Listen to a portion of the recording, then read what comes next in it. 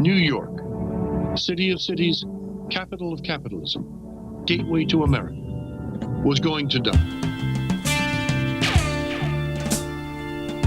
By 1973, more than 2,000 city blocks had been burned to the ground. More than 43,000 apartments had been destroyed, and the South Bronx had become a symbol around the world of urban decline. There was a brief period in the early 1970s where it seemed like New York was really going to be further and further off the chart. It really did feel like neighborhoods were being sequentially abandoned by their owners. Landlord arson was rampant because that was the only way they'd ever be able to make money. They couldn't get people to move into these places, so they might as well burn them down. And it really seemed like this was going to happen all over the island. Grace Palliot, one of the great New York City writers, had wrote a story written in the early 70s, South Bronx, and one of the characters there, who was like a community organizer, says, the buildings are burning down on one side of the street, and the kids are trying to put something together on the other. And this could be a parable of one of the great achievements of that period from a lot of the neighborhoods that were most devastated in New York. The earliest form in which most people who weren't a part of that neighborhood saw it with the graffiti that appeared on the subways in the 70s. And it was on a decaying and deteriorating generation of gray trains, and they painted these enormous, exuberant, colored names and reliefs and mottos, and it's thrilling. The next incarnation was rap. And these are parables of a city that's being ruined, that's being destroyed, and saying, we can rise again. We come from ruins, but we're not ruined. It's become the basic form of world music, so it's a thrill, but it's important to understand that it came from totally burnt out, ruined districts, and that's where it was born, out of this suffering and misery.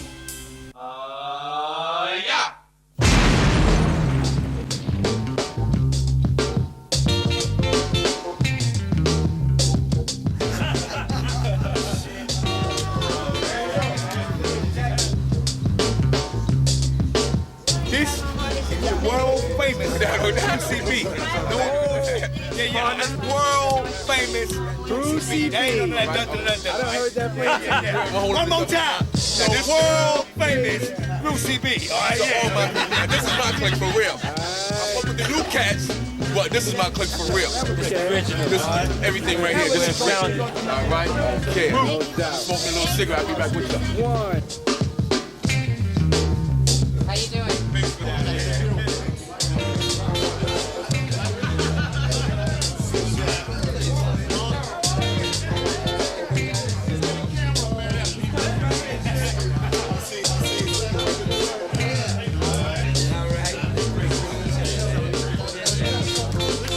What we want to do is want to put all the legends of hip-hop around this table so that the camera can just go around and go story to story, okay?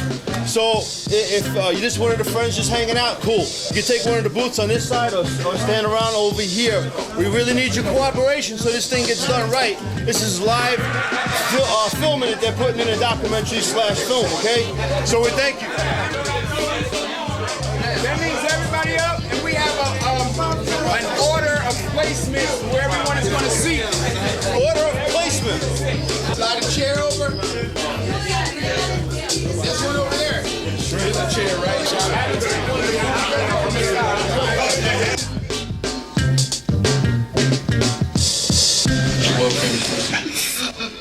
MC Happy. South Fever, the Bronx. Reggie Batch from the Crash Crew.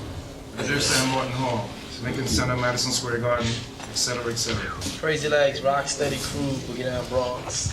DXT, Professional Thinker. DLB, Fearless 4. Raheem, Furious 5. Grandest of them all, even your mama fall for Grandmaster Caz, Cold Crush Brothers. Cool DJ, AJ Scratch. AJ! J. Holly. Africa Bambaataa, Godfather Hip Hop Culture, Organizer, founder of Universal Zulu Nation. The series of the Serioso joint ski. My mellow, the father of hip hop, Cool Herc.